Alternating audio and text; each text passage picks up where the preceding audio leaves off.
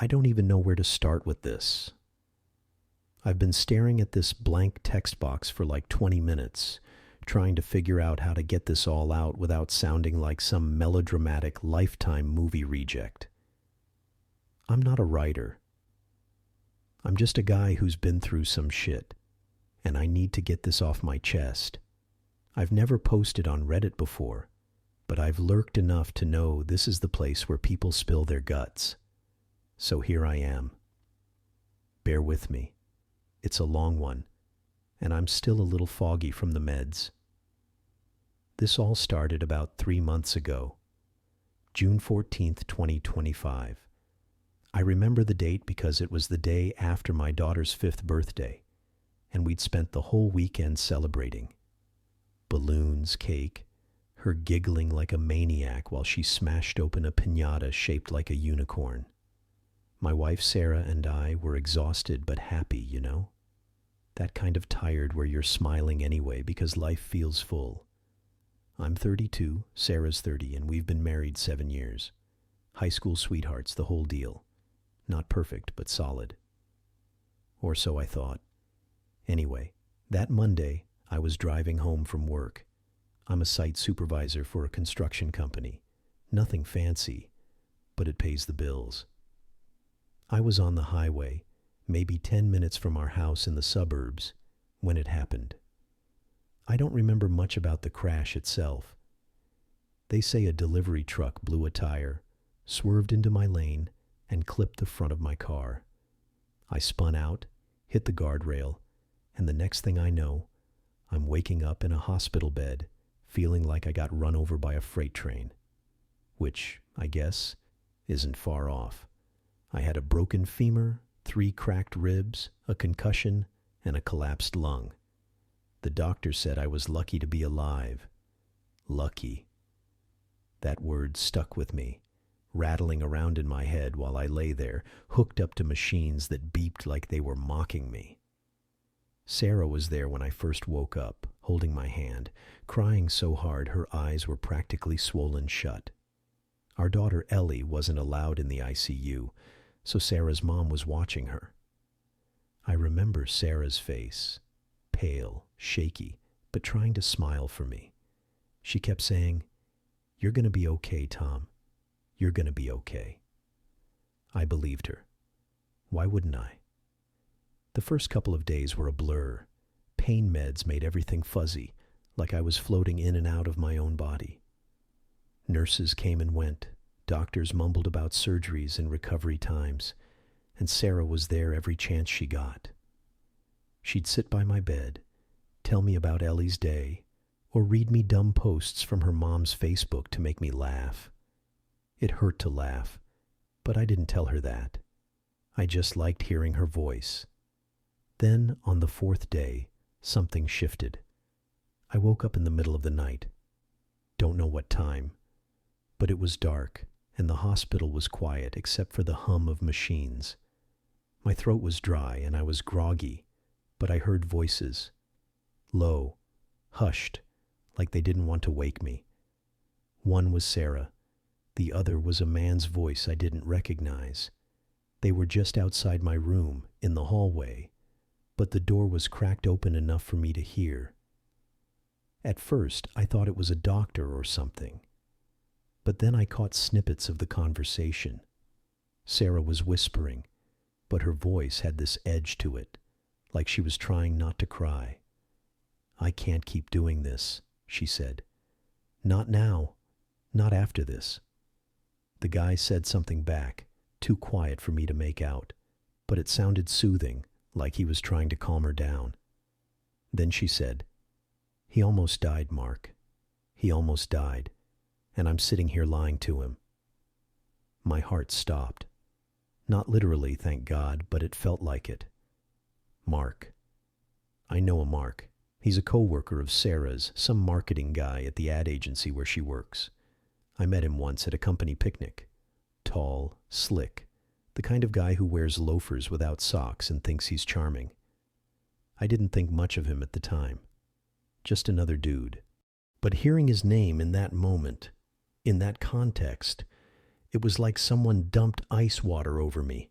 I wanted to sit up, to yell, to do something. But my body wouldn't cooperate.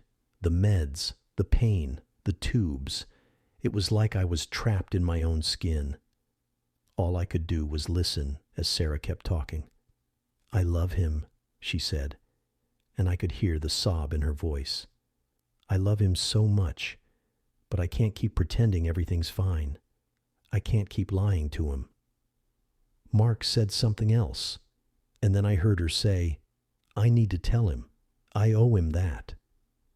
I don't know how long they talked after that. I must have passed out again because the next thing I remember is waking up to sunlight and a nurse checking my IV. Sarah was there, sitting in the chair by my bed, scrolling on her phone. She looked exhausted, like she hadn't slept in days. When she saw I was awake, she smiled, but it didn't reach her eyes. "Hey you," she said, squeezing my hand. "How you feeling?" I didn't say anything about what I'd heard. I couldn't. My head was spinning, and not just from the concussion. Was she cheating on me? Was that what she meant by lying? Or was it something else? I kept replaying her words in my head, trying to make sense of them, but it was like trying to solve a puzzle with half the pieces missing. I wanted to ask her, to demand answers, but every time I opened my mouth, I froze. What if I didn't want to hear the truth? What if it broke us? The next few days were torture. Not just the physical pain, though that was bad enough, but the mental gymnastics. I'd watch Sarah when she came to visit, looking for signs. Was she texting someone when she thought I wasn't looking? Did she seem distant? Guilty? But she was just Sarah. She brought me my favorite snacks, snuck in a burger from the place I like even though the nurses gave her hell for it. She talked about Ellie, about how she kept asking when Daddy was coming home. It was all so normal, but it felt like a lie. I got out of the hospital after 2 weeks. They sent me home with a cast on my leg, a cane, and a prescription for painkillers I didn't want to take because they made me feel like a zombie. Sarah was amazing those first few weeks. She took time off work, helped me get around, made sure I was comfortable. Ellie would climb into bed with me and draw pictures on my cast, giggling every time I pretended it tickled. It should have been perfect. But every time Sarah smiled at me, I heard her voice in that hospital hallway.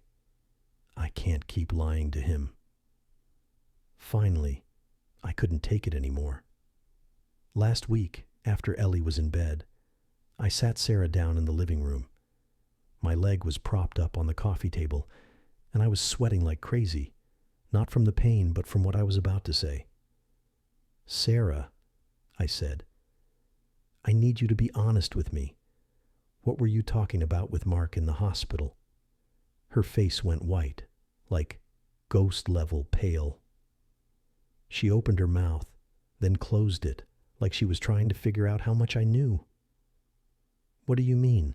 she said finally, but her voice was shaky. "I heard you," I said. "The night I woke up in the ICU, you were talking to Mark. You said you couldn't keep lying to me. What's going on?" She stared at me for a long time, and I could see her eyes filling with tears. My stomach dropped. This was it. She was going to confess to an affair, and our whole life was going to implode. But then she took a deep breath and said, "Tom, I wasn't lying about another man. I was lying about the money." I blinked. "The money?" She nodded, wiping her eyes. "We're in debt. Bad debt, like really bad. I didn't want to tell you because you were already so stressed with work, and then the crash happened and I didn't know how to handle it." She explained that she'd been hiding credit card bills for over a year. She'd been trying to keep up with our lifestyle. Ellie's preschool, the house, the cars, on top of some medical bills from when Ellie had pneumonia 2 years ago. She'd maxed out 3 cards, taken out a personal loan, and was barely keeping up with the minimum payments. Mark, it turns out, wasn't her lover. He was her co-worker who'd been helping her navigate the mess because his brother's a financial advisor. She'd been too ashamed to tell me, too scared I'd think she was failing us. I didn't know what to say. Part of me was relieved. No affair, no betrayal in that way. But part of me was pissed. Why didn't she trust me enough to tell me? Why let it get so bad? We sat there for hours, talking it through. She cried. I yelled a little. Then we both cried. It was raw, messy, and exhausting. We're still working through it. We've got a plan now. Cutting back, selling one of the cars, meeting with Mark's brother to figure out a budget. It's not going to be easy, but it feels like we're on the same team again. I'm still processing it all. The crash, the hospital, the fear that I'd lost her in more ways than one. I'm mad at her for hiding it, but I get why she did. She was trying to protect me, protect us. I love her, and I don't want to lose what we have. But man, it's hard to shake that feeling of betrayal, even if it wasn't what I thought. I keep wondering if there's more she's not telling me, and I hate that I'm doubting her now. Anyway, that's my story. I don't know if I'm looking for advice or just needed to vent. Maybe both. If anyone's been through something like this, debt, secrets, whatever, how do you rebuild trust? How do you move forward when you're still stuck on what you almost lost? TLDR. Almost died in a car crash. Overheard my wife talking to a guy in the hospital. Thought she was cheating. Turns out she was hiding massive debt. Trying to figure out how to move forward.